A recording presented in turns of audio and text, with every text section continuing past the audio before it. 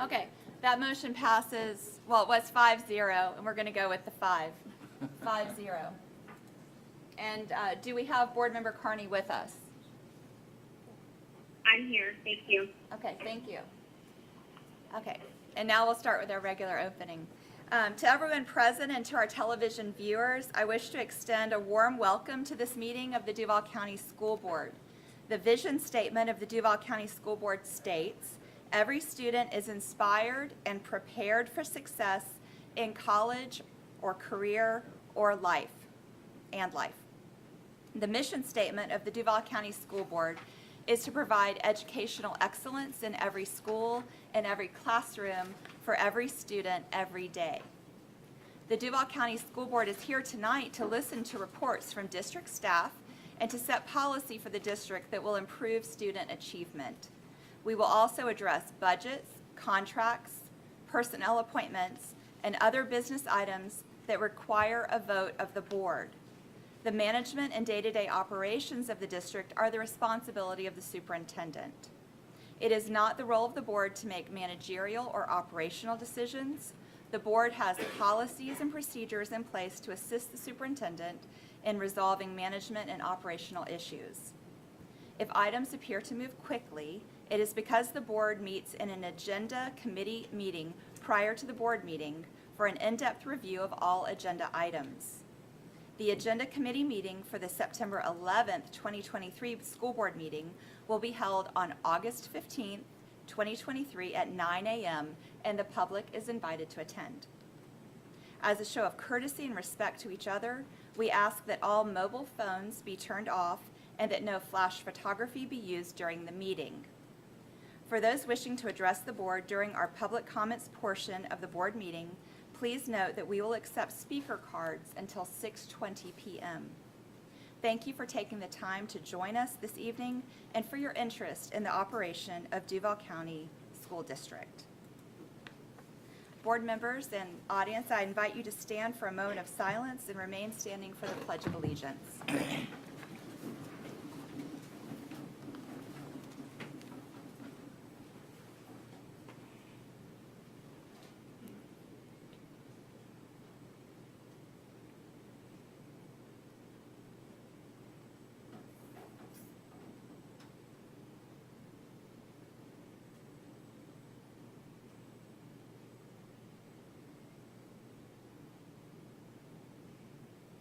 Thank you. And now the pledge. I pledge allegiance to the flag of the United States of America and to the republic for which it stands, one nation, under God, indivisible, with liberty and justice for all. Thank you.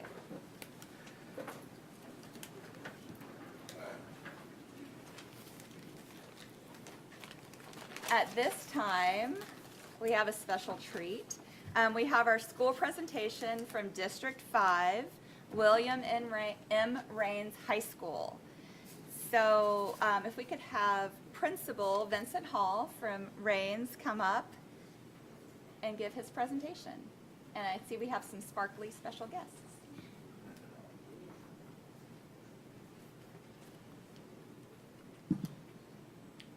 Hello, I am Joshua Cadet, the 27th Mr. William M. Raines.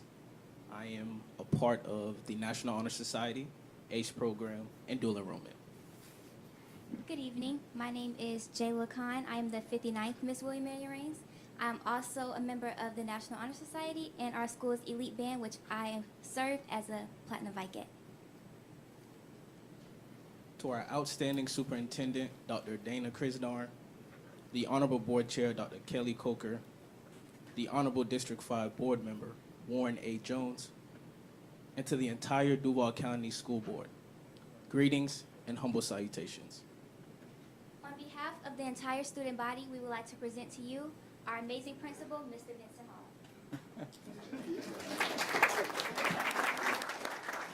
Thank you. Thank you. Just a sample of what we have at Raines every day. I thought, though, Mike Vigan would have had the champions here when I walked up, but we'll get that next time. All right, I am Vincent Hall, the principal here at Raines High School. Greetings to our leader, Dr. Dana Krisnar, Dr. Kelly Coker in her absence, this amazing board of board members, and to Warren Jones, our board member in District 5, who is always out supporting Reigns. We really have two board members in District 5. We have Mr. and Mrs. Jones, because they're always there giving a helping hand. So we want to thank you, and thank you for this opportunity to share about Reigns. Now, I know that I was only given about 5 minutes, so we're going to crunch it down in 5 minutes, because I can give so much more about an institution that I really adore. So tonight, I just want to talk about Reigns being an institution of pride and tradition. It is an institution of pride and tradition. Right now, we're celebrating posthumously Mr. Earl S. Kitchens being celebrated in the FSAA Hall of Fame, and so we're so proud of that. We're proud of the Reigns National Alumni Association, who's with me tonight, under the leadership of Ms. Venus Highsmith and the vice leadership under Mr. Jesse Wilcox. This group has given about $84,000 in scholarships to our students each year, the past 6 years, and thousands of dollars each year in school supplies and funds for uniforms. So we have a family of folk taking care of our young Vikings. So tonight, I want to give a little clip-it. I think Matt's going to get this one right. We're going to give a little clip-it of Reigns High School.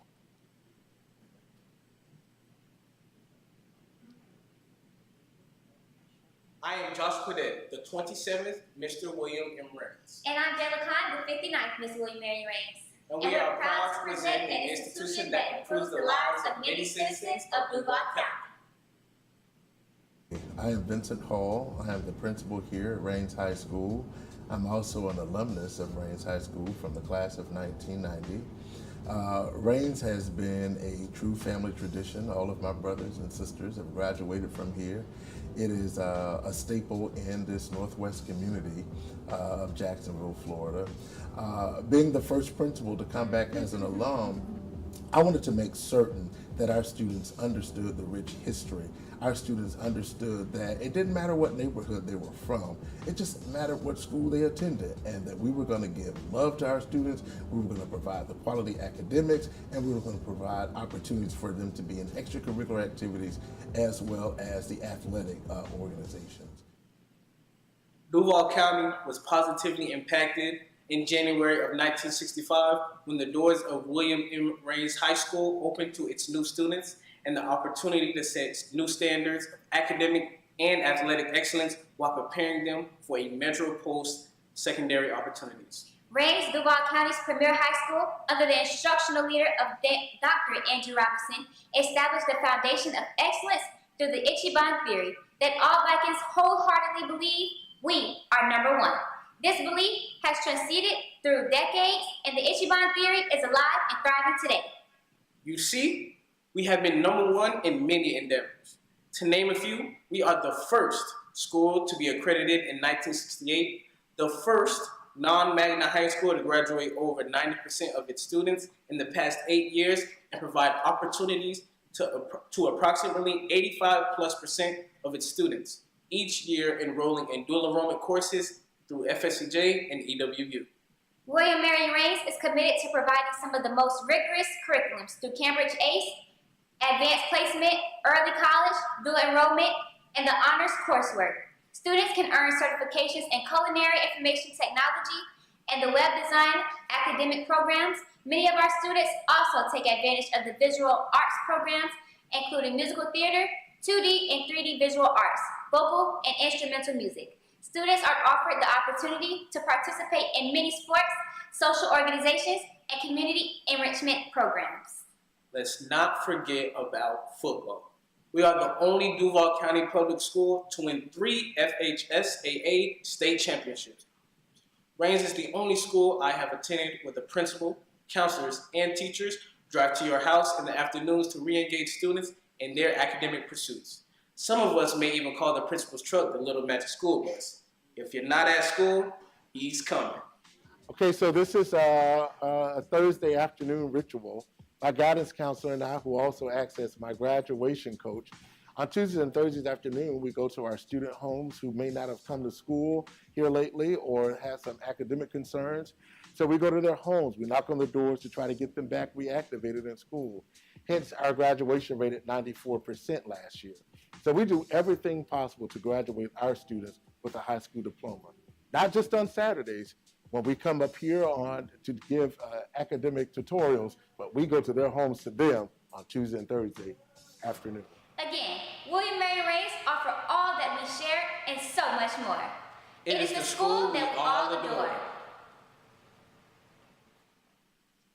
Vikings, always remember, when the dark clouds of doubt attempt to shade your eyes, when the sandstorms of environmental plights begin to weigh you down, when the incessant winds of fear and failure demand you to surrender, with your head held high, stand boldly on the Ichiban theory and exclaim proudly, we are Raines and we're rising. Thank you. And so that is just a small clip-in. I would invite all of you to come out to Raines High School and enjoy the Raines experience. Thank you tonight. Thank you. Thanks for sharing. And I think maybe your board member might have a few words for you. Thank you, Madam Chair. There's a lot been said about William Raines High School. Did you know that on April the 11th, 1963, the school board of Duval County, meeting in the old courthouse on Bay Street, voted unanimously to build, at the superintendent's recommendation, to build a new school at, let me get the location, Owens and Moncrief. It didn't have a name at the time. And they also voted to build another new school at Fletcher High School.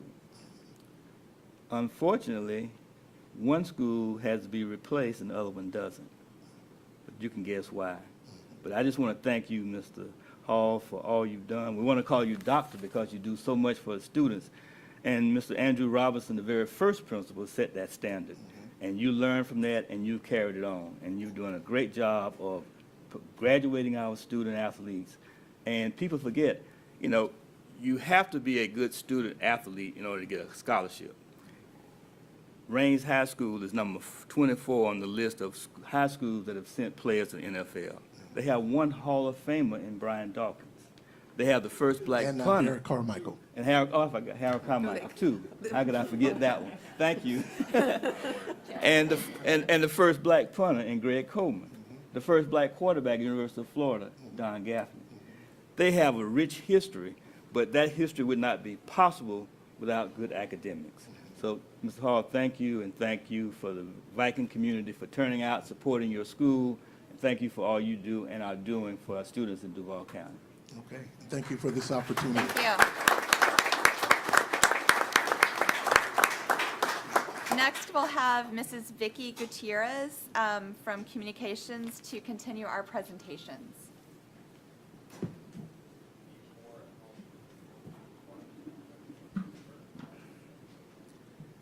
Powering the possibilities. It's a phrase you'll hear associated with Miller Electric, a district partner we wish to recognize for doing just that, powering the possibilities for our students, teachers, and schools.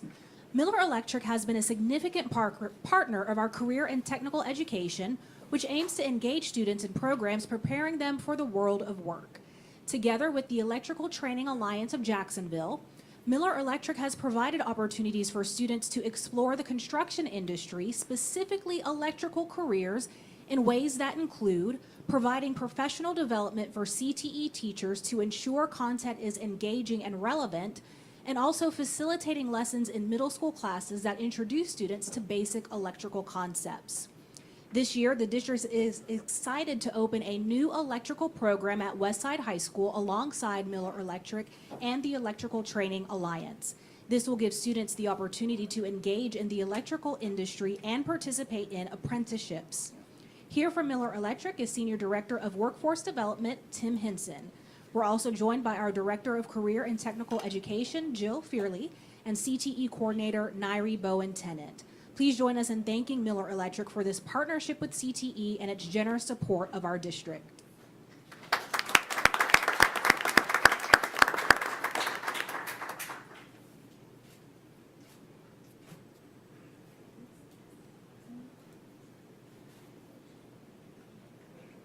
Tell Carrie Stewart that I miss her. Tell Carrie Stewart. Our next partner is dedicated to eliminating barriers that would stand in the way of our students' education. That partner is Renewing Dignity Incorporated. The nonprofit reports that 1 in 5 women experiencing low income report missing work or school due to a lack of access to menstrual supplies. As a result, Renewing Dignity Incorporated has partnered with the district to provide period product dispensers in Title I middle and high schools, emphasizing their mission to eliminate period poverty through menstrual product distribution, education, and advocacy. Jan Healy, founder of Renewing Dignity Incorporated, will now share a few remarks. Thank you, Vicki. We are grateful to partner with Duval County Public Schools. Thank you to Chairman Coker, who isn't here today, and all of the board members. Really appreciate your support.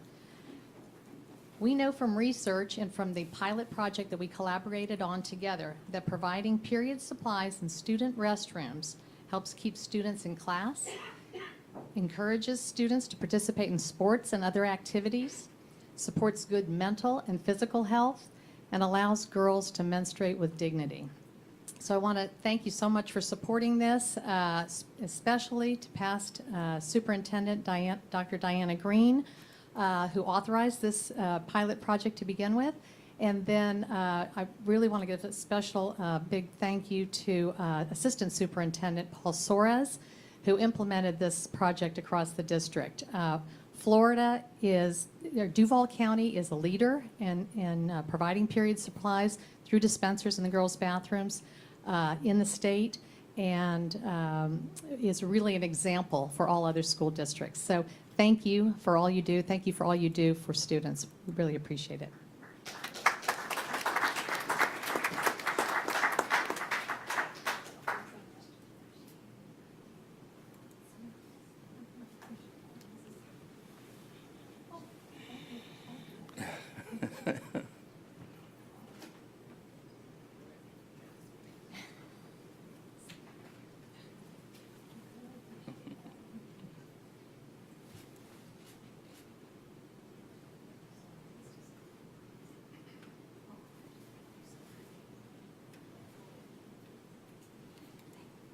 Each year, the FBI awards 56 Directors Community Leadership Awards, one for each of its field offices.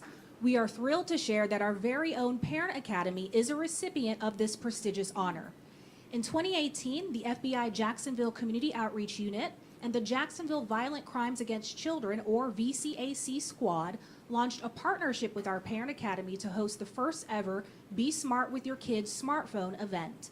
Since its inception, the free annual event has attracted more than 2,000 parents, caregivers, teachers, administrators, and students from Duval and surrounding counties. In addition to leveraging VCAC division resources, these events have increased awareness on online exploitation, sextortion, and online bullying. They've also been credited with generating new leads and cases for the VCAC team, as well as generating new partnerships with other school districts and law enforcement partners. Here with us are Parent Academy Supervisor Reagan Copeland and Specialists Ashley Vanden Myracker and Christina Riquelme. Joining them from the FBI Jacksonville Community Outreach Unit and the Jacksonville VCAC Squad are Supervisory Special Agents Joshua McLeod and Kendra Gress, and Community Outreach Specialist Joshua Chansey. Please join us in recognizing our Parent Academy for earning this national honor.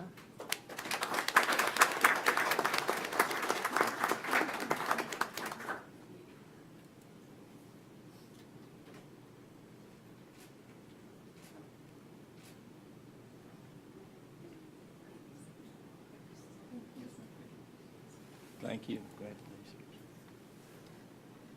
After 15 years of service and dedication to Duval County Public Schools, we are saying a warm goodbye to Assistant Superintendent of Operations Paul Soares. Over his tenure with the district, Mr. Soares served as the Chief Officer of Operations Support, Executive Director of Consolidated Support, and Assistant Superintendent of Operations. From facilities to transportation to food service, he oversaw all things operations. That includes making sure school buses ran, school meals were served, and of course, that the light bill was always paid. Soares and his team played a pivotal role in creating a master facilities plan and informing the community of the need to address Duval's aging schools. An enduring part of his legacy will be new schools, enhanced safety and security features, renovations, and modernization taking place in all schools across the district thanks to the half-penny sales tax. Tonight, we thank and honor Mr. Soares for his contributions to Duval County Public Schools and the communities. Congratulations.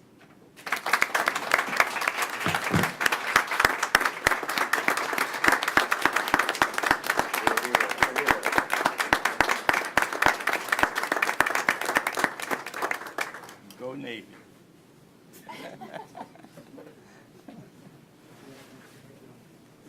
Thank you. Thank you, Paul. This concludes this evening's presentations. Thank you. It looks like we do not have comments from district student government, so we will move on to the approval of the August 1st, 2023 agenda. That the Duval County School Board approve the August 1st, 2023 agenda as submitted on July 25th, 2023 with the following changes. Call meeting to order, approval of board members via interactive video and telephone systems, item added. Approval of minutes, July 26, 2023 special board meeting, approval of 2023-24 tentative millage and tentative budget, item added. Academic services, Embry-Riddle Aeronautical University, dual enrollment for fall 2023 and spring 2024, attachment added. Approval of agreement with the International Institute for Restorative Practices Graduate School, funded by BJA Stop School Violence Grant, item pulled for discussion, Board Member Carney. Do I have a motion on these items? So moved. Second. Okay. That moved by Board Member Willie and seconded by Board Member Hershey. I'll now call, do we have any discussion? I would just like to add my name to the restorative justice pulled for discussion item. Okay. I will make that. Any other discussion? Okay, I will now call for your vote. Board Member Carney, could you please give us your vote? Yay.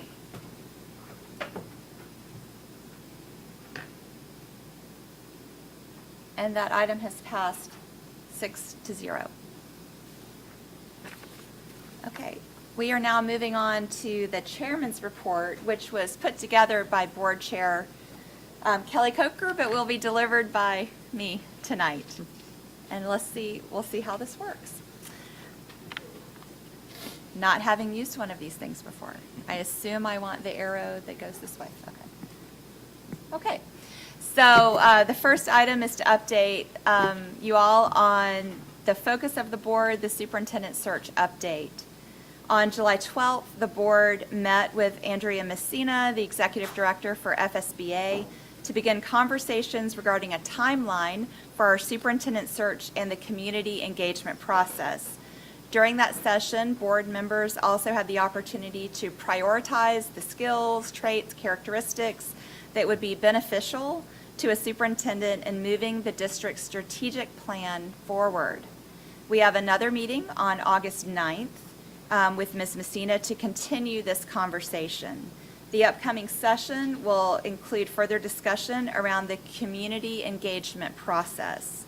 More specifically, the board will consider information regarding community feedback surveys, as well as logistics for community meetings. Please continue to consult our superintendent search webpage, dcpsduvalschools.org/search, for the most up-to-date information on this topic. And now we'll move on to recent board activities. And this is, gives you an idea of what the board members are doing and how we're out and about and what we're doing when we're not sitting in meetings. City Year had a new school gathering, which some participated in. I'm a Star, a Black History celebration, special district meetings regarding the 2023 district budget. And I will have some pictures following for some of these. Read USA, a school visit with Mayor Deegan and Board Member Jones. There was a celebrity basketball game some of you may have heard about, sponsored by I'm a Star, and we had Board Member Willie as the captain of the team and Board Chair Coker as a cheerleader, and we were able to capture some pictures of that. The Pack the Sack Back to School event on Saturday, where we were a sponsor and also joined by a number of city council members at that event. And then other various back-to-school events throughout the district, at schools, and also with churches and non-for-profit partners. So the picture we have here with Board Member Carney is her meeting with the City Year staff to talk about the expansion of the City Year program into her district, one of the schools in her district. And then moving on, at the Pack the Sack Back to School event, that's a lot of words there. You can see our staff from community engagement along with Board Member Hershey and, oh, go backwards. I'm so sorry. Sorry. Board Member Hershey attended, Board Chair Coker, district staff and community partners, and also city council members Freeman and Pittman, and I know Carrico was there as well, but didn't make it into a picture with us. But what a great event, and we appreciate community engagement there. And then the I'm a Star Celebrity Basketball Tournament, a full complement of cheerleaders, a full complement of adult players, and a full complement of students. I believe the students prevailed, but no. Oh, I am so. For the record, change that for the record. Yes, for the record. You forgot who the captain was. The adults prevailed. I was going to say that this picture of Captain Darrell Willie, he is not doing the funky chicken or the chicken dance, although one could assume that he's a little gassed, I think, from running up and down the court, competing with students. But we also there was an appearance of the Jacksonville Jaguars cheerleaders with our cheerleaders, and so Board Member Jones was there. It's a fun event. And then also involving Board Member Jones was the Read USA school visit with Mayor Deegan. It's great for her to get into the community and see what's going on firsthand in our schools and to learn about the partnerships that we have with some great community organizations.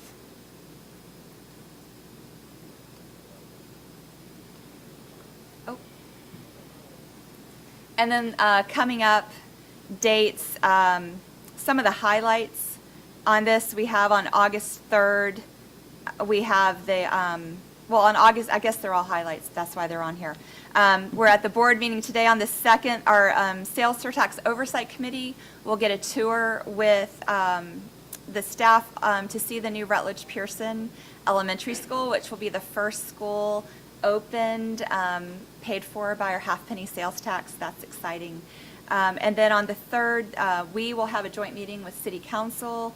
We haven't had that in a couple years, so it's nice to have that happening again. The board workshops that we've mentioned and the audit advisory committee meetings and superintendent search meetings. And then on August 10th, we have the ribbon cutting for the Rutledge Pearson School. And then meetings for a variety of agenda items, budget items, and then our regular board meeting on September 11th. So that wraps up the chairman's report, and I will turn it over to Dr. Krisnar for the superintendent's report. Thank you, Vice Chair Pearson. I guess my theme for this meeting is, where did the summer go? Because here we are. And so I want to start with, they told me to point it right at that. There we go. with a staffing update. So right now, we have 258 instructional vacancies, classroom teacher vacancies. To compare that, last year at this time, we had 453, so that's progress. We still need teachers in all areas. We still need school counselors and media specialists. Our greatest area of need is elementary education and ESE, as you can see. Well, as you can see now. I wanted to point out a couple new security measures in place across the district this year that are new. First of all, Centegix replaces the Raptor app alert that we had last year. All of our staff will get these new ID cards with buttons on them, and they'll get trained on them over the next 2 weeks. Some of us already have them. Then, not this past weekend, but the weekend before, they tested those Centegix cards in every single school multiple times because I got the warnings all weekend long. Thank you, Mr. Colbert. Also, we have the Evolve system, which is the sensors that replace the traditional metal detectors and wands without going through those lengthy searches. And if you ever had to search through backpacks and student lunches, you know that this is definitely an upgrade. And then last, that's not on here, we're excited to introduce you to our latest officer, Leo, who will be sworn in August 7th or 8th. One of those 2 days, the 7th, they're doing training. And Leo will be our drug dog. So he will be joining our gun-sniffing dog named Maverick? Maverick. I was going to say Thor. I knew it was a great name. So, there we go. So we're improving. We are looking forward to implementing our new tracker system on our buses so parents can know where their children are at all times. But until then, we do have a few things that we want to point out. Once again, we're short on bus drivers this year.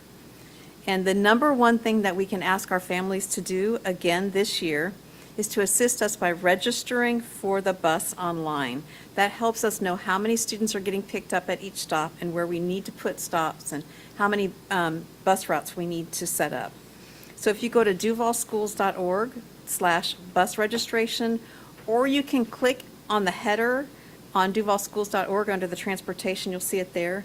You can also see we've listed our contractor phone numbers on this, but they're also on the website. And we're also implementing the late bus on the district app again this year. So if you're used to looking on the app to see where the buses are, that will still be there for you. We continue to have Hazel Health, telehealth, both physical and mental health. If you signed up for it last year, you do not need to sign up for it again. If you'd like to sign up for it this year, you're welcome to do so. You can do that. Go to the district website and find the link. I also have to give a testimonial. Someone shared with me recently that over the summer, their daughter signed up and got mental health counseling once a week through Hazel Health. They had great visits. Her daughter looked forward to getting onto those sessions. And then the parent got a follow-up email about, they didn't tell them what the daughter talked about, but this week you might want to focus on this, encouraging your daughter with this. And it was very helpful for both the daughter and the parent. So that was a nice testimony. It's always good to hear real-life stories about how it's affecting people's lives. Then, I got my steps in today, folks. I got to tour Rutledge Pearson twice today. It's beautiful. I'm so excited for the community to see it. But we are having our official ribbon cutting ceremony on August 10th at 10 a.m. If you know who Rutledge Pearson is, he was a member of our community.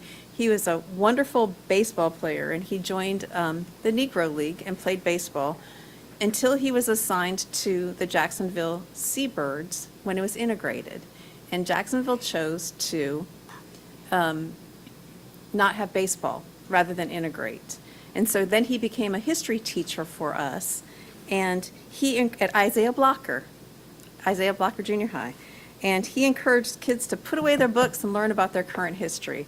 And the reason why I know all of this is that's what our students have done these past 3 summers. They've put away their books, and they've gone and they've researched our really rich African-American history. And so it's really nice that the first school that we open up is Rutledge Pearson Elementary, one of our history teachers and civil rights leader in our very own community. And thanks to all the teachers at Rutledge Pearson. We've been through there, we see all the boxes that you have to unload, and we know it's going to be a big effort, but it's such a beautiful school, and we're proud to share it with the whole community. Moving on to the relocation of Jean Ribaud Middle School and Jean Ribaud High School. So the relocations from the high school students into Jean Ribaud Middle School is going along well. All the things have been moved over.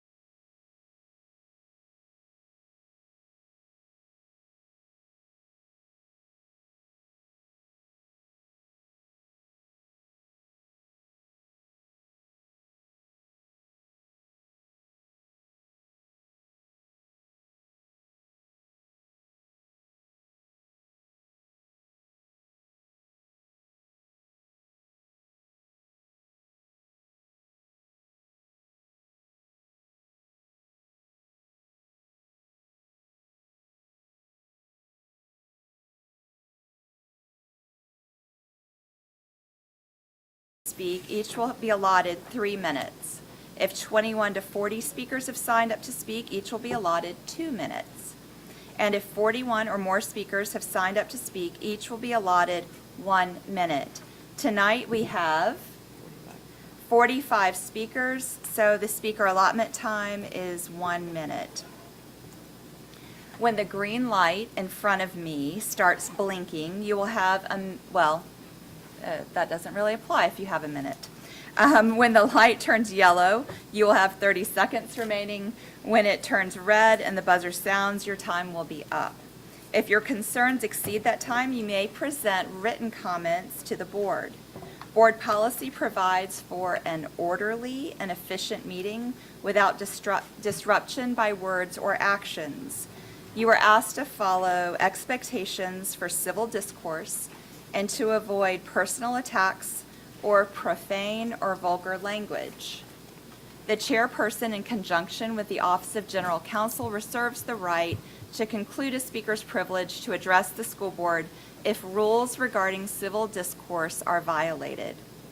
We've placed hand sanitizer and disinfectant wipes at the podium. We ask that each speaker wipe down the microphone and podium before they address the board. Please remember that speaker cards were only accepted up until 6:20. Thank you for taking your time to address the board, and I will now hand it over to Board Member Hershey to get you going.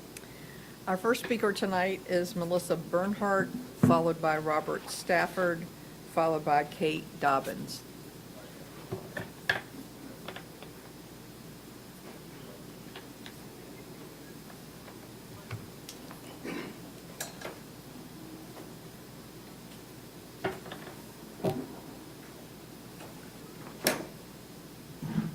Good evening, Melissa Bernhardt with County Citizens Defending Freedom. Thank you for this opportunity.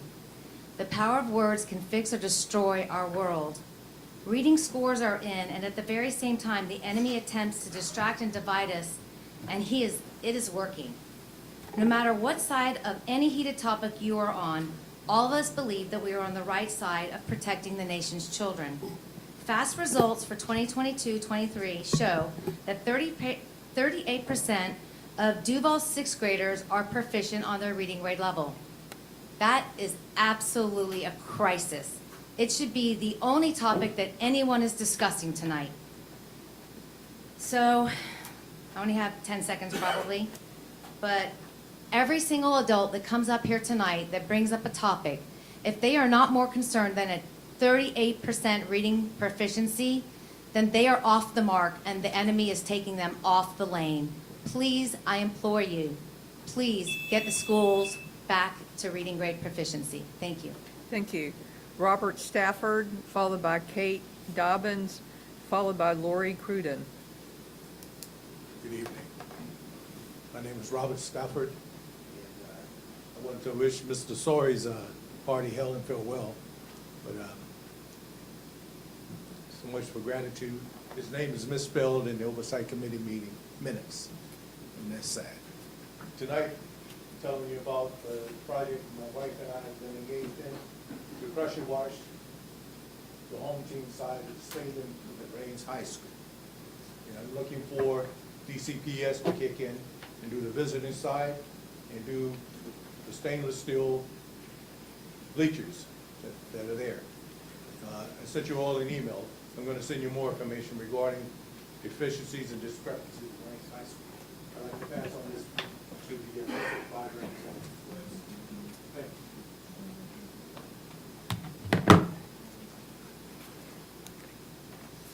Thank you. Kate Dobbins, followed by Lori Cruden, followed by Kathleen.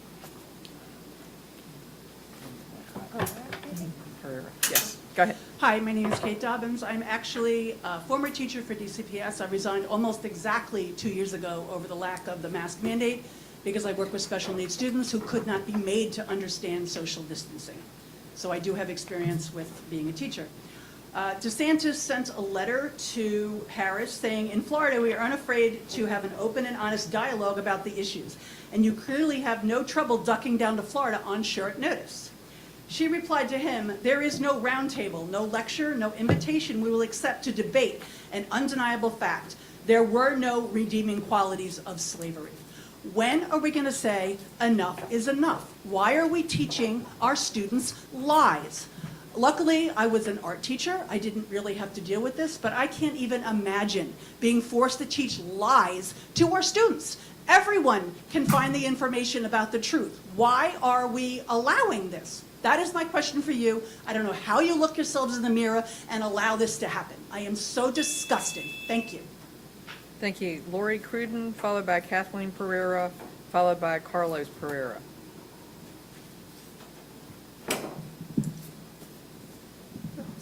Hi, my name is Lori Cruden, and I would like to express my strong support for the separation of bathrooms, locker rooms, and dressing rooms for biological boys and girls. I would like to bring up a current event where Riley Gaines, who was a high-ranking swimmer at the University of Kentucky, competed against a biological male, Leah Thomas, who identifies as a woman. All the girls were told that they would be competing against a biological male, and they were unhappy about it, but they weren't given a say in the matter. What they weren't told is that this biological male would be in the locker room with all the girls. She recently spoke at a Cornerstone church in Virginia, and she said, and I quote, "We knew we'd be competing against Thomas, who is a 6'4", 22-year-old male, but we didn't know we'd be changing in a locker room together until we were actually changing in a locker room." And again, let me repeat, this is a 6'4", 22-year-old male who was fully exposing his male parts in our locker room where we were simultaneously undressing. Keep in mind, Riley is a 22-year-old young lady. Can you imagine how a 12-year-old girl would feel if she were faced with something similar? Thank you. Kathleen Pereira, followed by Carlos Pereira, followed by Gary Smith. My name is Kathleen Pereira. We all should celebrate the renaissance of normacy that began last week when many state educational bills became effective and approved by the Florida Department of Education. No drag queens at school-sponsored events or activities. Teachers must educate rather than confuse students about their pronouns or gender or groom them for perverted behaviors. Girls' locker rooms and bathrooms revert back to safe spaces, and that is just to name a few. We can also look forward to having the education standards addressing African American, really all history, taught with evidence and reason, rather than with a nefarious theory that only promotes divisiveness and racial tension. I hope that each of you will not only embrace this renaissance, but will expect every teacher and school administration to obey these laws in the journey back to complete sanity. And a couple ways you can begin that right now is to continue to cut ties with after-school programs similar to Jasmine and formally addressing the issue of having a liquor store and city morgue open right next to Kipp School on Gulf Fair Boulevard. Thank you. Thank you. Carlos Pereira, followed by Gary Smith, followed by James Crunden.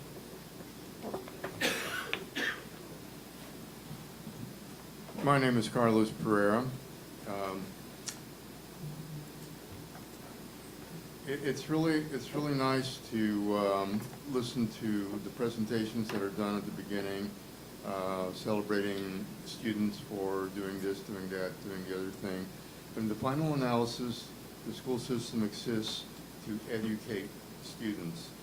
And I don't think that the school system is doing all that well in that regard. We are below 50% relative to other schools in Florida in that regard. We need to emphasize solid subjects, things like history, science, mathematics, so that our students can compete with those who actually get a good grounding in that kind of study. Thank you very much. Thank you. Gary Smith, followed by James Crunden, followed by S.E. Howard. Good evening. My name is Gary Lewis Smith, Sr. When we first got, I'd like to thank God for giving me breath to be here to address everybody. First of all, when we first started this, I think I want to say that was the vice chair, said something about the mission is to provide education excellence in the classroom for every student every day.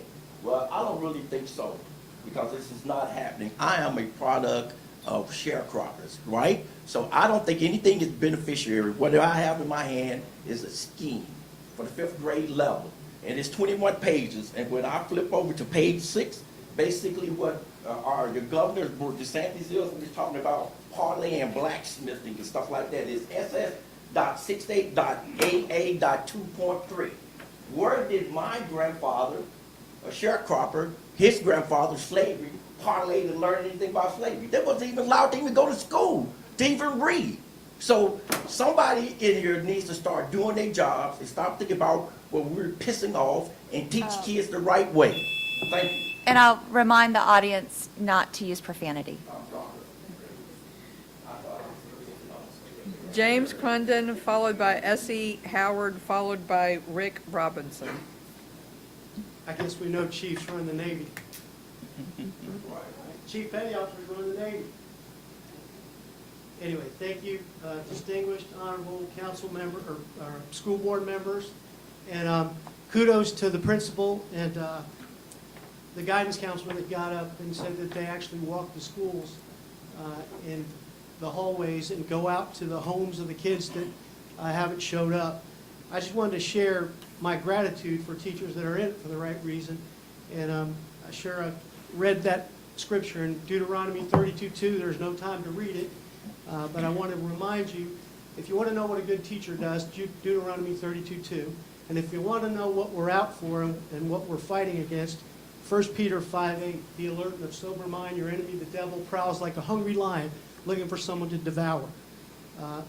We all bleed red, and I think that love is patient, love is kind ought to be employed. And we ought to remind one another to put on the full armor of God, Ephesians 6:11 through 17. And finally, John 10:10. The enemy comes only to kill, steal, and destroy. I have come that they may have life and have it abundantly. Thank you. Essie Howard, followed by Rick Robinson, followed by Lakira Masling. My name is Essie Howard. I'm just going to keep this simple. Let the teachers teach the truth. If they don't teach it, somebody else got to teach it.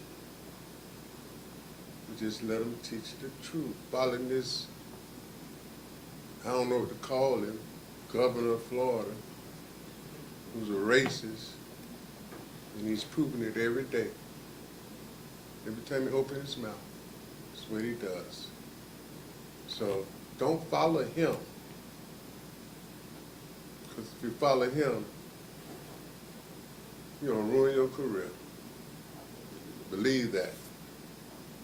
So we'll let the teachers teach the truth. Thank you. I'm going to say something. Interject. I will remind that we have, one of our guidelines is on personal attacks, and I would ask our speakers to avoid personal attacks. It's a judgment call, and we talked about this in our board meeting, but I'm going to make the judgment call that calling someone a racist is a personal attack. So if we could refrain from that activity. Thank you. Absolutely. I'm La Sierra Maslin, and I Can I say thank you for, I'm sorry for mispronouncing your name. Go ahead. okay. Go ahead. I'm La Sierra Maslin, and I'm just here to state my opinion regarding the Black history. And despite some historical attempts to justify slavery by claiming it had some benefits for the enslaved population, the reality is that slavery did not bring any positive outcomes for the Black race. Instead, it led to severe and long-lasting negative consequences that continue to impact the Black communities to this day. My concern with the current teaching of Black history lies in the fact that crucial facts are often overlooked or inadequately explained, leaving students without a sense of empowerment and gratitude for the opportunities they have today. Remarkable individuals such as Bridget Biddy Mason, who endured the horrors of slavery and overcame immense challenges, are not properly highlighted, along with other stories such as courageous patriots like Christian Fleetwood and Sergeant William Carney, who displayed unwavering bravery and dedication even after coming from a background of slavery. We must emphasize the importance of dedicating. Thank you. Thank you. I'm sorry. You can submit that to the board if you like. Rick Robinson, followed by Benjamin Allen, followed by Pastor Gundy. Any of those people here? Rick Robinson, Benjamin Allen, Pastor Gundy.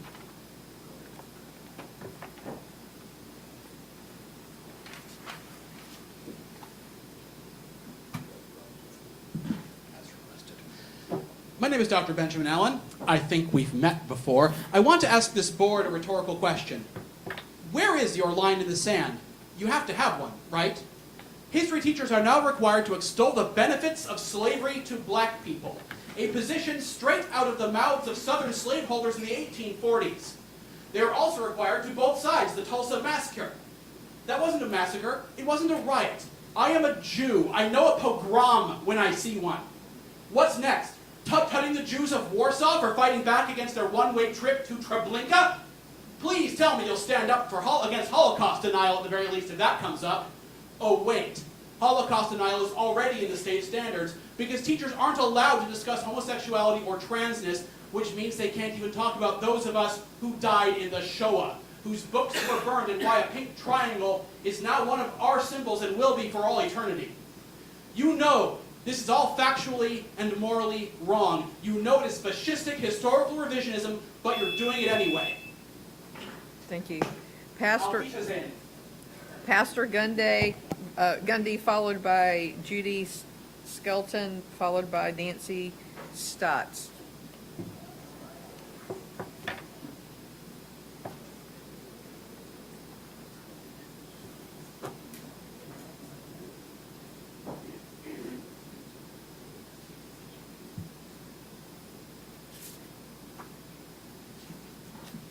Good evening.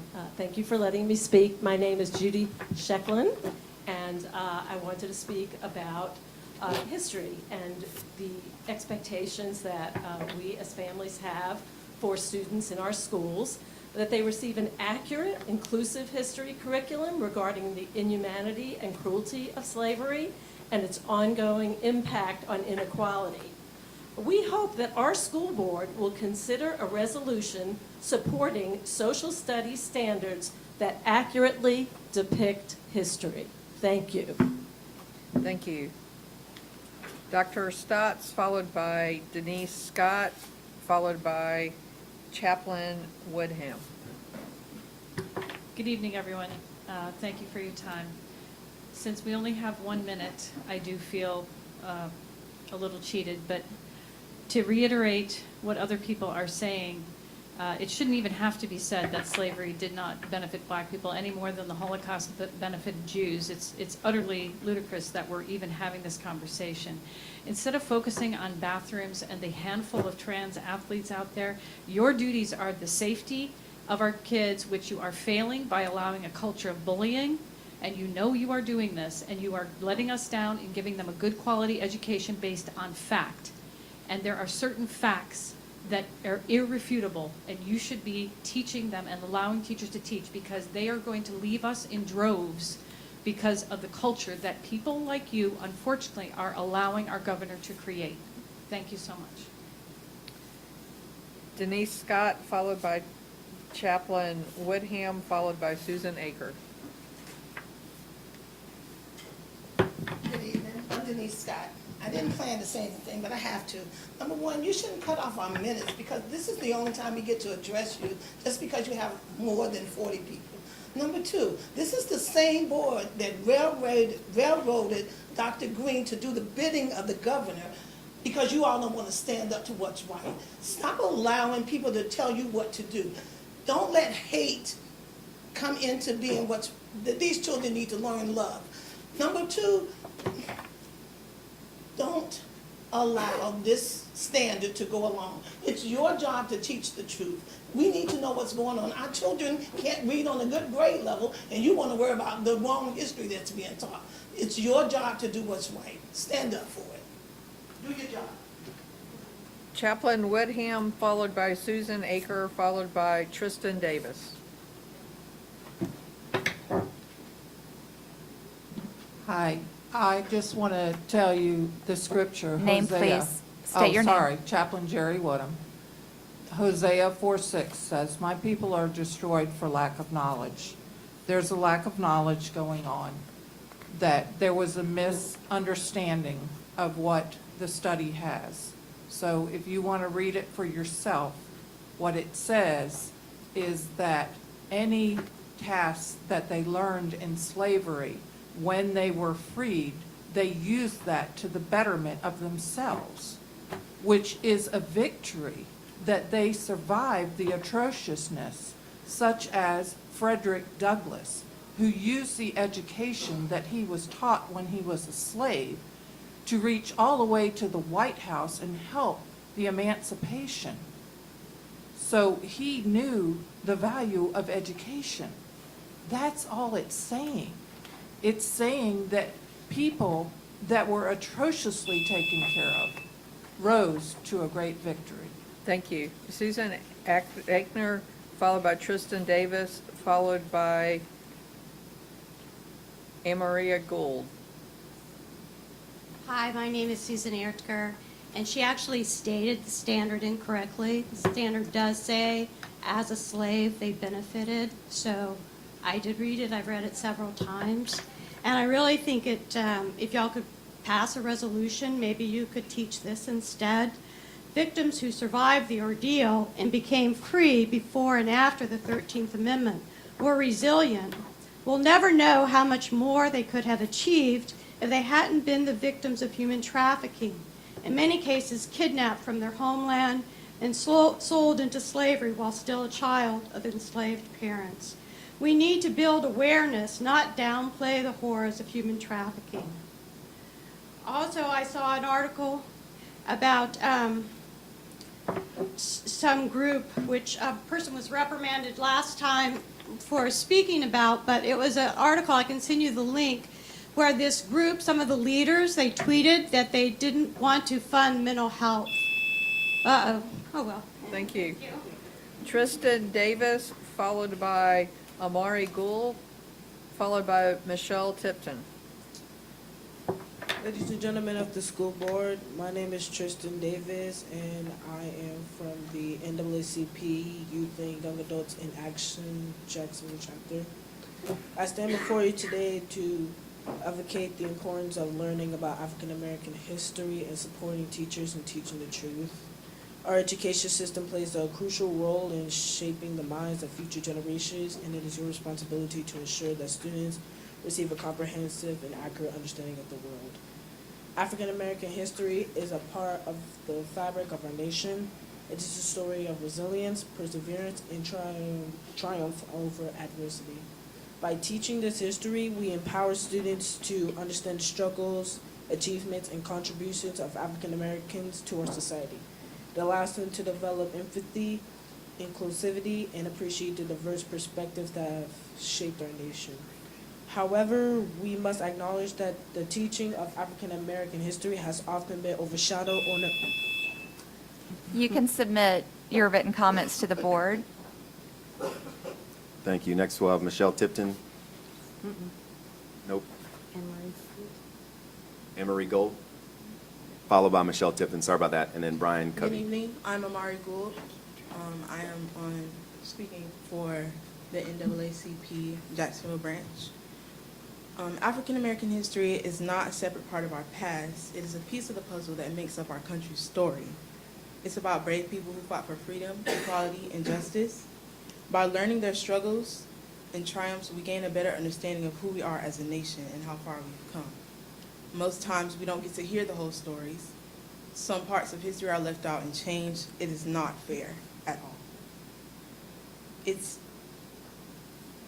why our teachers need to teach us the truth. And as an African American high school student, I would like to learn more about my history and more so of the faces, the popular faces as Martin Luther King, Rosa Parks. I want to learn more about people like Nat Turner and Anna Kingston. Also, we need this in our schools. We need support as well. Thank you. Michelle Tipton, followed by Brian Covey, followed by Ron Rothberg. Good evening, Michelle Tipton. I am appalled at the number of 38% for our grade level reading proficiency. We are failing. We're failing as an administration, across the board. Teachers, we need to get down to the basics on what we're teaching our children and how we're doing that. If we had the numbers of people that are activists in so many different ends actually be spending time with their students, helping them read, helping studying, helping our teachers, we could see some rising in this. I've been here for so many of these different issues of race, gender, all these different things. We're losing focus. We need to be focusing on the core issues of teaching and increasing the reading proficiency and core needs of our children. We need to focus on what we're supposed to be doing. I ask you to do so. Thank you. Thank you. Brian Covey, followed by Ron Rothberg, followed by Roselle Van Nostrand. Hello, my name is Brian Covey. 2 months ago, I explained the cost and timeline of the book vetting process. Last month, I explained that it's time for the district to take legal action to return books to the classroom, get a clear definition of age appropriateness to truly protect teachers, and demand funding for this administrative task. I was happy to see in the Times-Union a report that the 90% of unvetted books will return to the classroom at the beginning of the school year. Thank you for taking that action. The problem I see is that the fear and intimidation that caused the district to remove all the books in January remains. One event and one parent can cause a teacher to lose their certification. There is no redeeming quality to slavery. With the Stop Woke Act and with the punishment of stepping outside of the standards holds dire consequences. Are teachers allowed to teach about local civil rights like Axe Handle Saturday or about the work of the late Ben Frazier? The intimidation of one offended parent to a professional educator means that this is questionable. Which of the board members have been in contact with Terry Stoops? Is the district going to use PragerU Thank in you. the classroom? You can submit the balance of all of your comments. Ron Rothberg, followed by Roselle Van Nordstrom, followed by Brittany B. Moore Trusting. Thank you, Board. Hello, I'm Ron Rothberg. Thinking about the context of history and what it is as we go forward, in the summer of 2020, the murder of George Floyd was what begot the new name of Hemming Plaza to James Weldon Johnson Park. I hope that that history is told in the years to come in the right way, in the right context, why that murder, that public lynching, was what happened and what changed the name of a park in our city. Furthermore, back to the comments and the 38%, that is alarming. 38%. Let's try to get 100% of our students to read, "Slavery did not benefit black people." Thank you. Roselle Van Nordstrom, followed by Brittany B. Moore Trusting, followed by Katie Hathaway. Thank you. My name is Roselle Van Nostrand, phonetics. Thank you. Yeah. Thanks for letting me speak. It's interesting that the concern is now about reading, but reading is very important, of course, and I don't think there's any question about that. I think our concern is that y'all don't want to stand up to the governor, and when people talk about you doing your job, we're really concerned that you're elected officials to represent us, and that there's no pushback against these standards that are so glaringly racist and untrue. I mean, are you really going to try to tell black children that there was some advantage to their families being kidnapped and chained for years and years? I mean, really, is that, can you say that out loud? Come on. Y'all really need to push back. It's time to push back. It's time to say enough. It's time to wake up and stay woke. Thank you for your time. Brittany B. Moore Trusting, followed by Katie Hathaway, followed by Wells Todd.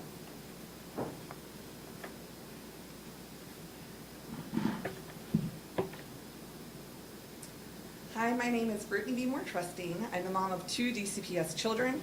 I'm here in support of restorative justice. To remove this would be another racist decision. It increasingly would impact people of color, black people, and especially boys more than girls. So thinking about restorative justice and how this has impacted Duval County, I was looking up trying to find information. I actually have an article I'm going to share with you guys. I'll send the board. Zero tolerance policy is leading to suspension or expulsion or strongly linked to failure to graduate with no evidence of improved school safety. Restorative justice is an approach to dealing with crime and misbehavior. It shifts the focus from punitive to a dialogue about the problems. I have a counseling background. We need to make sure that our students and teachers can communicate. We can resolve issues. They're not just bad kids that should be removed permanently. These are kids that have lives to live and need to know how to resolve conflict. Restorative justice can do that, and I hope you guys consider that. Thank you. Katie Hathaway, followed by Wells Todd, followed by Jamie Shines. Hi, my name's Katie Hathaway, and I'm the parent of 2 DCPS students. I am here to support the approval of the Restorative Practices Grant that's on the agenda tonight. I support our educators and want to give them every tool available for behavioral management in the classroom. Restorative justice in schools promotes an inclusive, supportive, and effective approach to conflict management without perpetuating the school-to-prison pipeline. I'm also here to express that I've had enough of the gaslighting from one side that's a vocal minority and has led the attack on teachers and public education, spewing propaganda and hate that has gone unchecked. Yes, it was a book ban. Fact, my 8th grader did not receive sex ed in his health class last year because of these people. And no, the new African American history standards are not robust, even if you say it on Fox and Friends. It's whitewashed and it's propaganda. And I don't want the PragerU curriculum anywhere near our students. HB1 is funneling billions from public schools to private institutions. These things are all happening and we all should be concerned. I urge everyone to speak up against the extremist agenda that is wreaking havoc on public education. Let teachers teach us the truth. Thank you. Wells Todd, followed by Jamie Shines, followed by Joseph Lynn.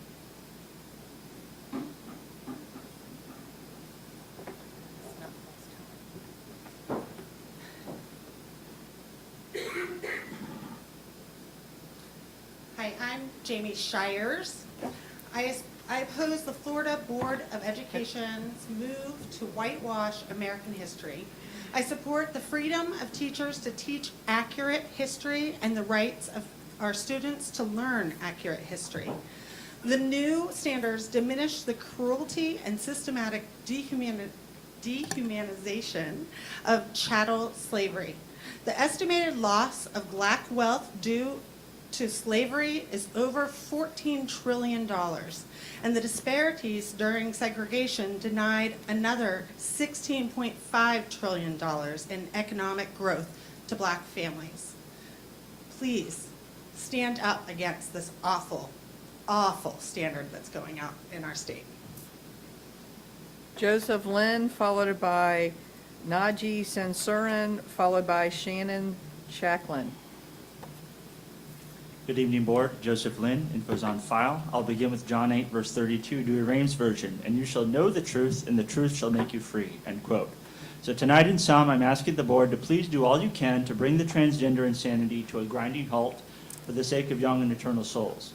Understand that because we live in an age where unfortunately truth himself is unjustly relegated to the realm of subjective quote opinion, that I'm also asking you to steadfastly hold the line regarding objective truths, both in the biological domain as well as the religious domain, where it concerns Christ's clear teaching in Matthew 19, alluding to Genesis 2, that there are only two genders, male and female, period. With that said, first, please usher the students along the path towards reading grade proficiency to better foster much-needed critical thinking. Second, please support the professional conduct principles banning teachers from utilizing any pronouns that do not align with students' biological gender. Third, please support the division of bathrooms, locker rooms, and dressing rooms for biological boys and girls. Fourth, please support the Florida policy for school-sponsored events that prohibit drag shows and any similar activities. Naji Sensurin, followed by Shannon Shacklin, followed by Keisha King. Hello. My name is Nadi Sanser. I am a former student of DCPS. I was valedictorian of my class, and I have a few things that I'd like to say about the quality of schools. First off, I believe that the environment that students are in are very important. There's no reason why ceilings should be leaking when it rains. There shouldn't be cracked tiles on the floors. Students should feel like they're in a good environment, especially in lower income areas. I noticed that the schools are very old. They don't really look like good places for a learning environment. There needs to be a lot of change, and especially if we're having erasure in schools of Black history, they don't need that on top of what they're going through. Especially for reading, I used to work for Read USA, and reading, like everybody is saying, needs to be worked on. There's no reason why second graders should not know how to read. Thank you. Shannon Shanklin, followed by Keisha King, followed by Justin Kupler.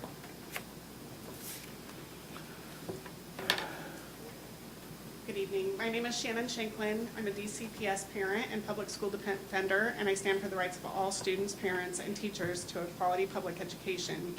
I oppose the Florida Board of Education moves to whitewash American history with a new African American standards and the adoption of Prager University materials for our school classrooms, and ask Duval County School Board to stand against these standards and materials. This is a piece of the effort to deny Florida students the ability to know the truth of American history, as if the sensitive constitution of white people will be crushed by the knowledge that our forefathers, my forefathers, engaged in the practice of slavery, as if the only way to envision the future, one in which my shrinking white majority recognizes the day is coming when we will be a minority, is to deny knowledge and protect against minorities questioning their treatment then and now. Furthermore, I support student disciplinary programs that keep kids and teachers safe. We support the grant in Agenda Item 11 that offers training on restorative justice practices. Thank you. Keisha King, followed by Justin Kugler, followed by Carlos Zayas.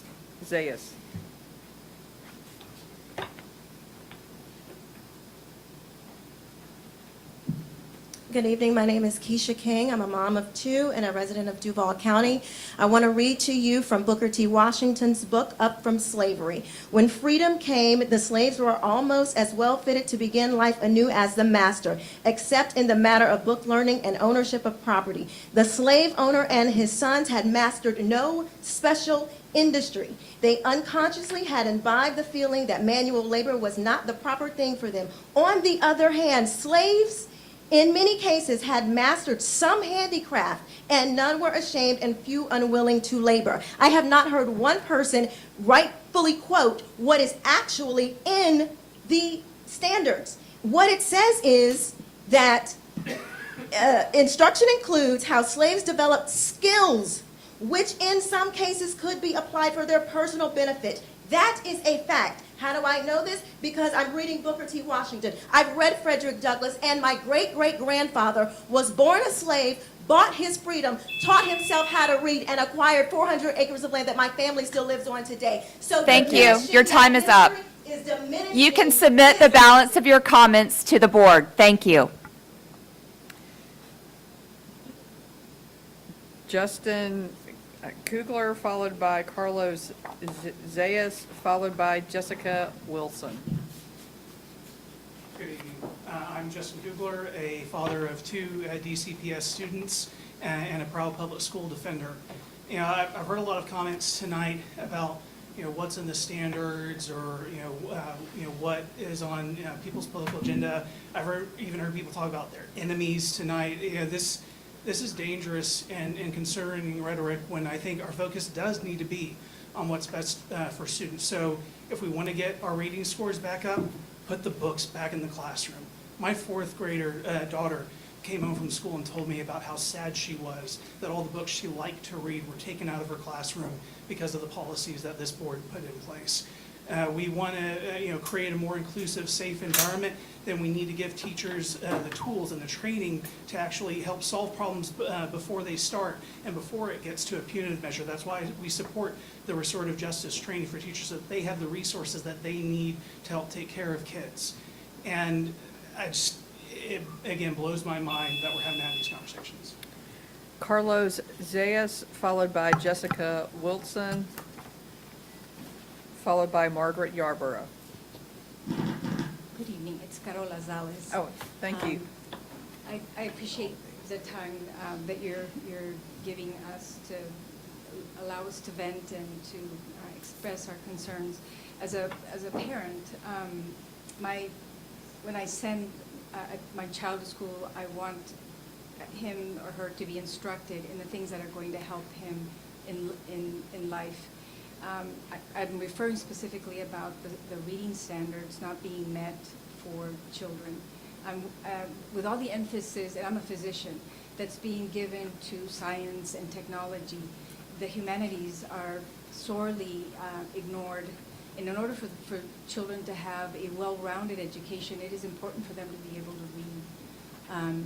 So I think that, yeah, we're introducing politics into all areas of life now, but it's important that the children get what they need at school in a very safe environment, which is what brings me to my last point, which is please keep bathrooms for males, and for girls, And that's all I have to say. Thank you. Jessica Wilson, followed by Margaret Yarborough, followed by Dr. Coward.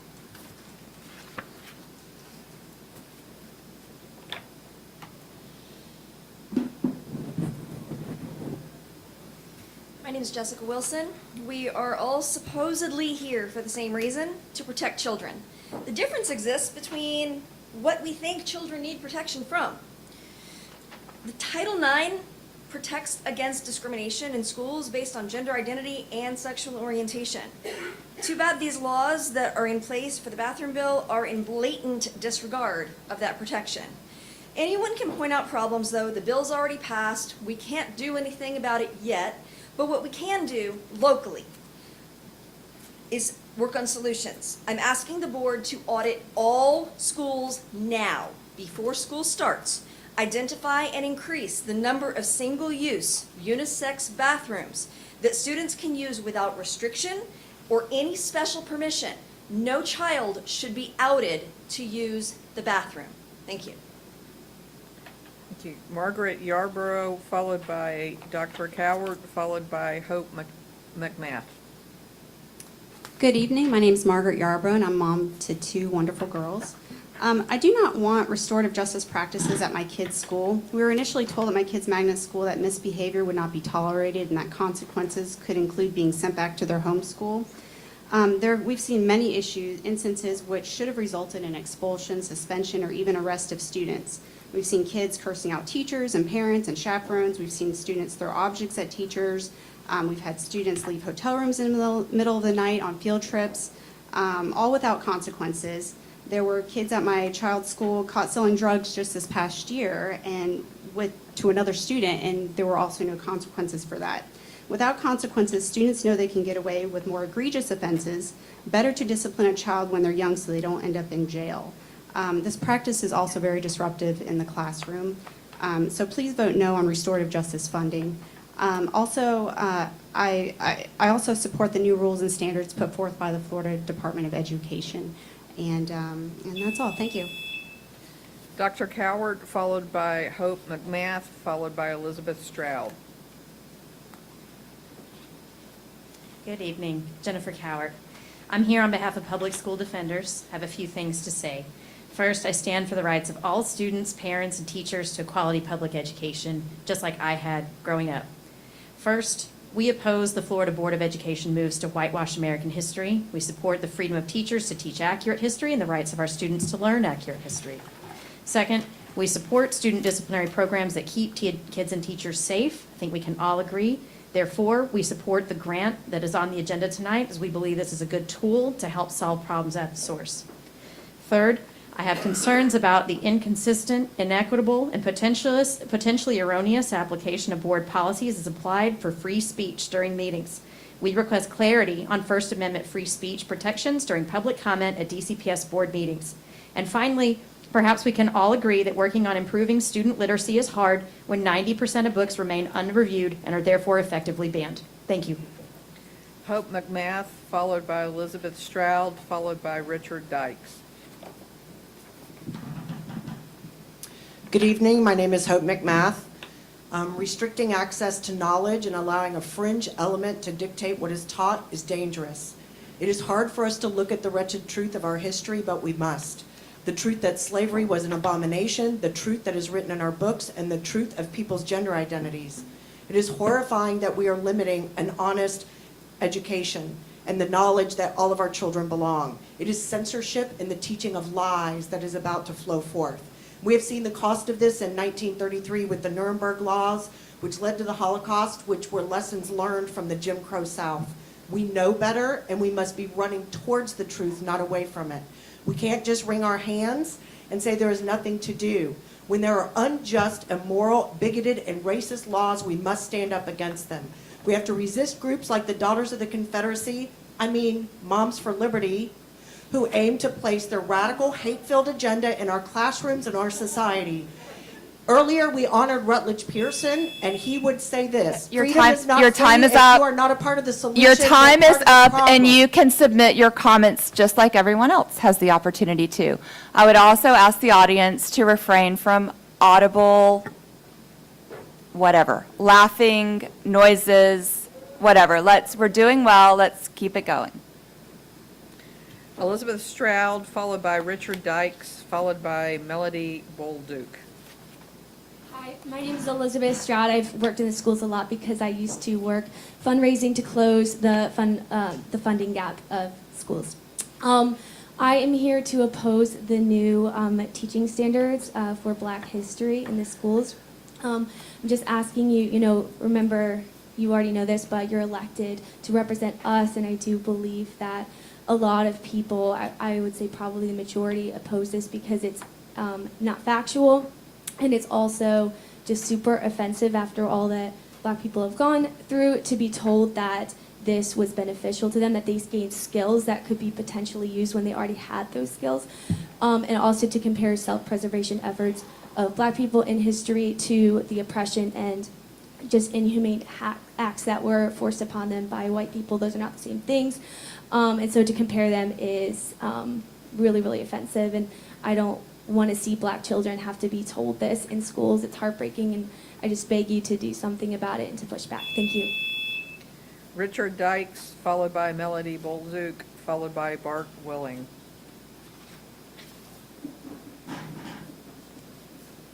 Good evening. My name is Richard Dykes. I am a retired K-12 school teacher, public school teacher, and counselor. I have 2 grandchildren in the Duval County schools. I've spent my life looking for the truth. I've looked for the truth in history, in natural science, in social science, in just about everything, including the facts of life. But I haven't always found it. I'm still looking.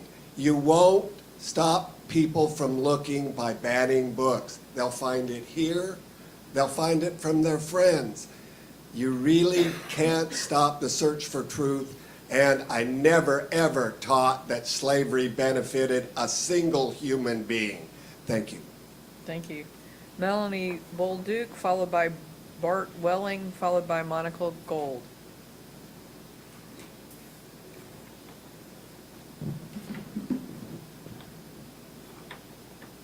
My name is Melody Bolduc. I've been a certified teacher for 23 years in the state of Florida, and I'd like to speak about restorative justice. I can appreciate the merits of creative discipline, giving students second chances and redirecting their energy into programs for remediation. I cannot justify the lack of documentation of incidents.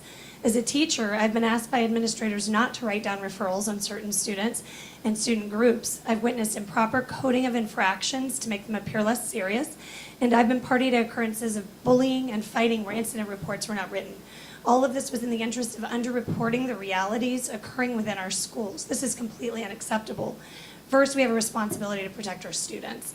Not recording incidents erases all means of tracking and accountability and puts our students in danger. Failure to address root issues does not benefit the students.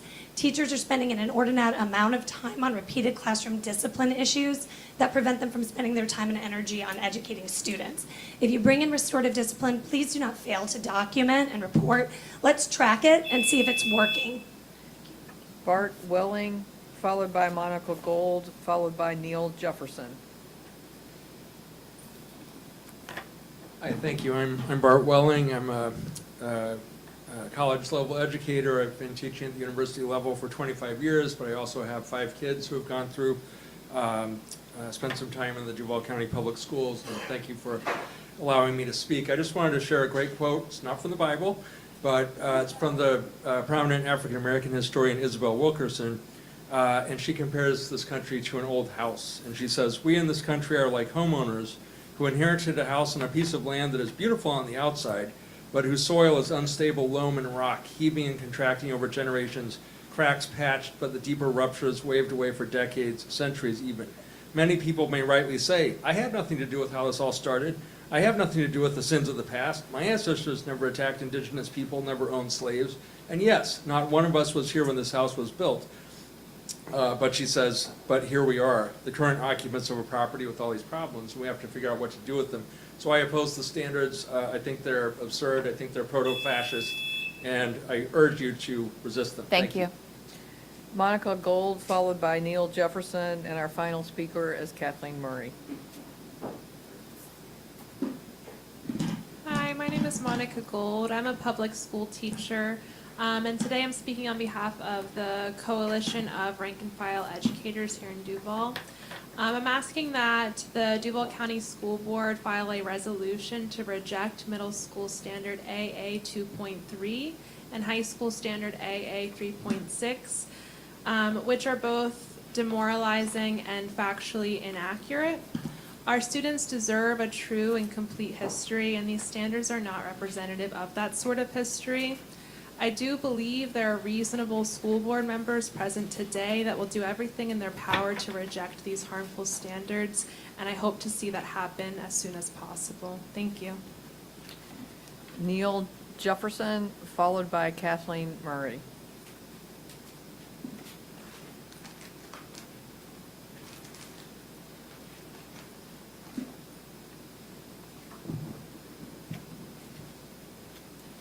Good evening, my name is Neil Jefferson and I'm an educator here in Duval County. Myself, as well as the members of Duval Corps, are calling upon the council to make the right choice and pass a resolution to reject standards AA 2.6 and AA 3.6 because they did not take slaves from Africa. They took doctors and scientists and artists and turned them into slaves. There were grand civilizations in Africa centuries before the slave trade, and Africans already had these skills that they were supposedly taught by slavery. So in other words, slavery did not benefit black people. And I trust that the highly educated members of the board understand this. Thusly, teaching such a thing would be wrong and harmful, and to go along with the ideas of a racist makes one a racist. Lastly, if we want to improve our reading scores and our literacy, we should stop banning books. Thank you. And our final speaker is Kathleen Murray.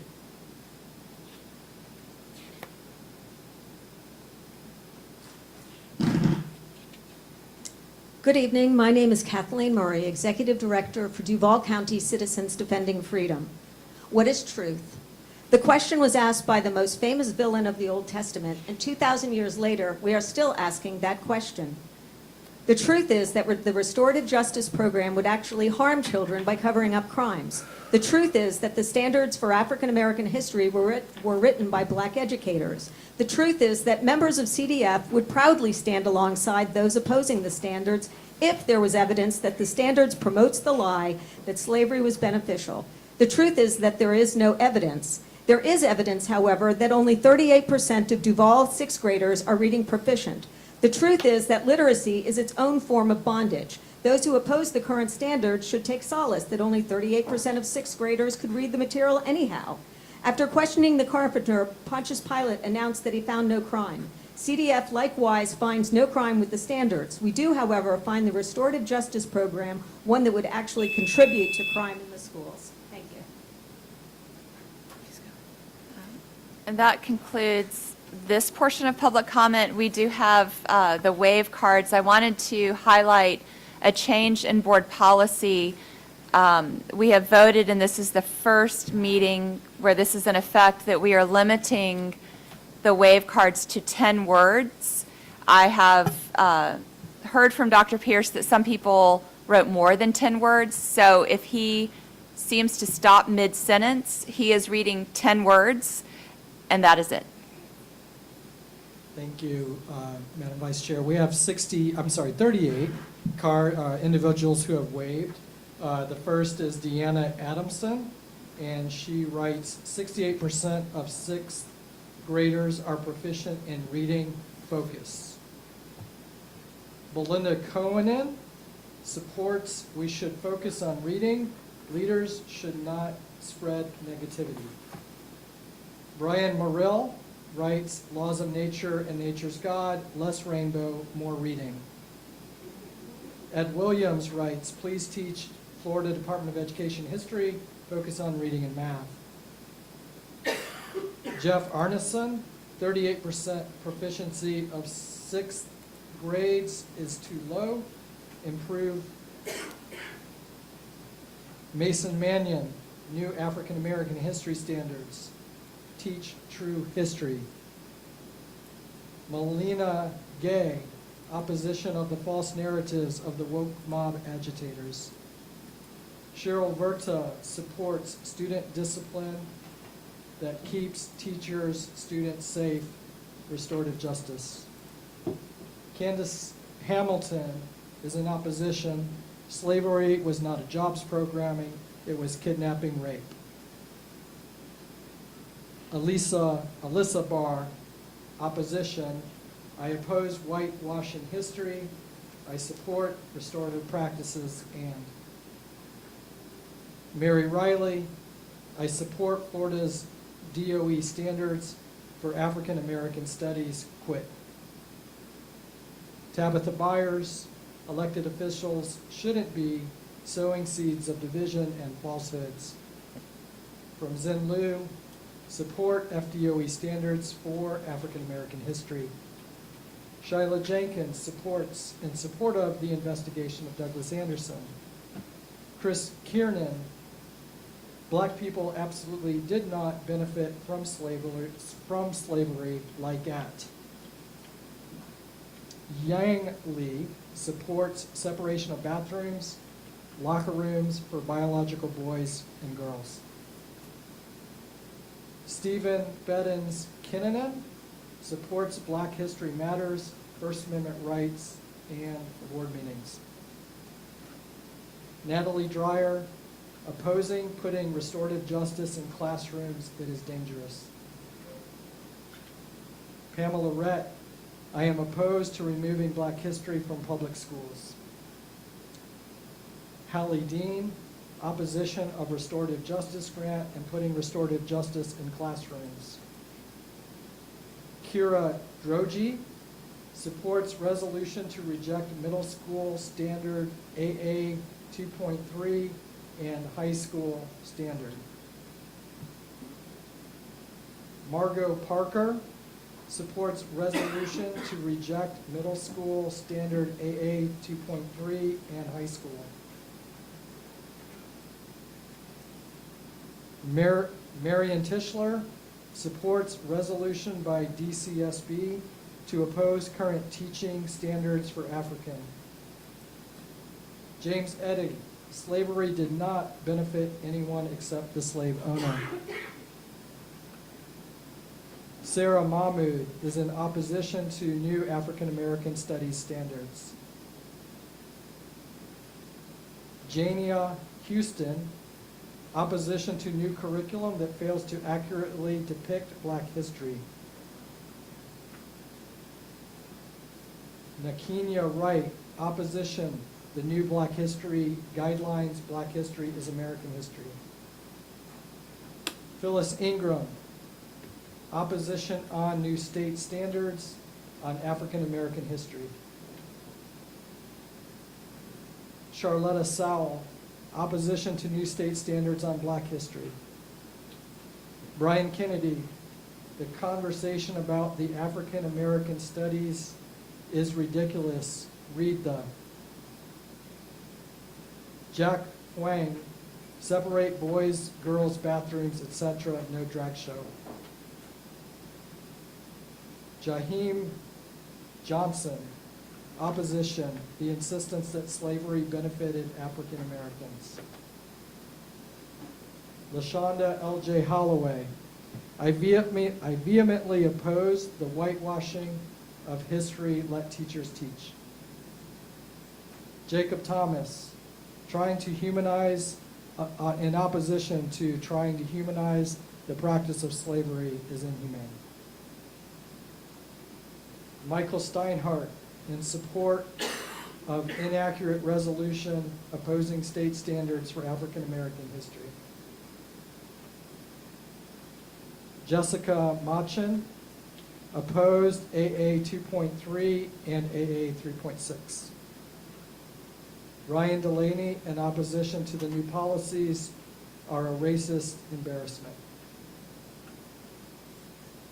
Jang Song supports FDO standards, no drag show, separate bathroom, 10 words bad.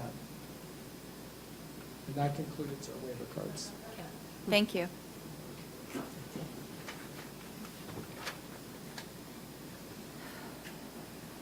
Okay. The board will now hear from designated parent organizations. I'm going to do a roll call to see if anyone is here. Michael Hawk, District Advisory Council Chairman. Kay Hawkins, PTA. Vasco Eagle, Title I Parent Advisory Council Chairman. Aaron Hutchinson, Exceptional Student Education Advisory Committee Chairman. Are any of you here? Okay, we will move on.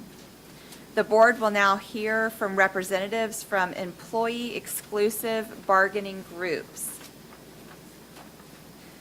The below organizations normally address the board. I see Terry Brady, President DTU, coming forward, and I see Frank DeLong. Do we have Elton Brown, Jason Geiger, Ronnie Burris, or Randy Reeves with us? Okay, Ms. Brady. Good evening, Madam Chairman, members of the board, and Madam Superintendent. I stand before each of you this evening to discuss two issues.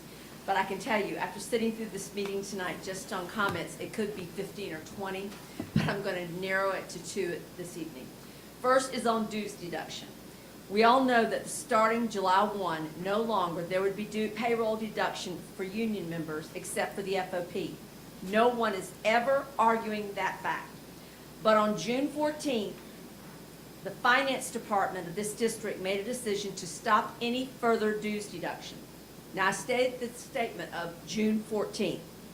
Also, we know that SAP system was scheduled to shut down to update. Happens every year. We, as a union, were not informed of this until after the directive was given to payroll. Numerous times, our union, me, tried to contact the decision makers in the finance department about this issue, but no response. Finally, a discussion again was initiated with the finance department about this issue. By the time that occurred, it was too late. The explanation was given that there was a memo from a governance group in Tallahassee directing them to stop dues. Well, most of you know me. I asked for a copy of the memo, and I read it very carefully, more than once. The memo only stated what was in the law. No payroll deduction on or after July 1, except for frontline responders in our district, and that would be the FOP. We agree with that memo, 100%. Nowhere did the memo indicate that dues would stop 12 days early, and for us, it was our 12-month teachers and our 12-month UOPDs that did not convert over to our new dues system. Again, no one in the finance office who made this decision discussed or communicated this issue prior to the decision being made. It was brought to my attention that in a briefing that was sent to the schools from the same department that there was an explanation. Well, again, I obtained a copy of it, and it only indicated exactly what was in the law, and that is that dues would stop being taken out on or before July 1. Never did this memo indicate that dues would stop on June the 14th. July 1, June the 14th. Now, the excuse is being made that since SAP would be shut down, that the dues monies could not be transmitted after July 1st. We agree with that. But since this same individual who made these decisions should have known that a hand-cut check could have occurred prior to July 1, so no laws would have been broken and the intent would have been remained pure. Now, since I found out that other unions who fall into this category of no dues deduction, they too did not get their monies that was deducted except for one union. Their dues were deducted, a document was forwarded to the union office of another union indicating their payroll slots, but they never received money. It occurred before July 1. A handwritten check could have followed that document, but did not. So 3 weeks into July, those dues dollars that were collected by the district was refunded back to the employees. Now, I still don't understand, if they deducted the dollars before July 1, why wasn't a check cut? We at DTU We are implementing this new law with fidelity like we do all laws. Whether we agree or disagree, we believe that when laws are passed, we implement them to the fidelity of what that law specifies. But early communication in the beginning of this process would have been prevented any of these issues from occurring. The next issue, and my last issue, is about the 23-24 budget that y'all have been discussing and workshopping. On July the 11th, a budget presentation was conducted for the board members. Throughout this presentation, certain bells went off in my mind. All I heard was gloom and doom. We heard that several categoricals had been collapsed and dollars were rolled into the BSA, Basic Student Allocation, but the proviso language still required the district to fund them. Nothing new. That's been happening year after year. Now, most of us know that categoricals have never been fully funded, and the category cost to this district had to be supplanted out of general revenue. Certain examples are transportation, class size, textbooks, SAI, and others. Matter of fact, when I did an analysis, there is an $11,000 rollover out of SAI the last 3 years, which I've gone through and done the analysis of all categorical spendings. Also, we know that increased cost to retirement contribution in healthcare is also a cost. A huge incentive for our individuals who we're trying to recruit to come to this district. So we as a union, and I hope all of you do, see this as a huge investment. An investment to bring the best and the brightest to want to work in this county and who want to stay in this county. Also, we are aware of the newest category, family empowerment, which was included in the BSA and rolled into this Was the case scholarships that was past laws and that we have been implementing since that law passed. On page 26 of the slide, it stated that our paraprofessionals received an increase in the salaries to $15 an hour effective December of 2021. Wow. How misleading is that first bullet on page 26? It was not just the paras, but all pink and blue collar workers making below $15 an hour had an increase over multiple years to meet the voters' passage of the referendum to raise the hourly rate to $15 an hour. So, because I am maturing at a very fast rate with age, I went back and pulled all the board minutes and realized that most of you were there when this passed because you wanted to phase in that amount so that the encumbrance wouldn't occur all at one time and be a financial hardship to our district. The board took that action based on the voters of Florida, and then in turn, you were directed to go into negotiations with those of us in these unions who represented these employees who made below $15 an hour. If assisting our full-time employees who were at that time netting take-home pay that qualified them for the poverty level is being used as a devastating expenditure in this one of the reasons that the district has financial concern, then shame on them. I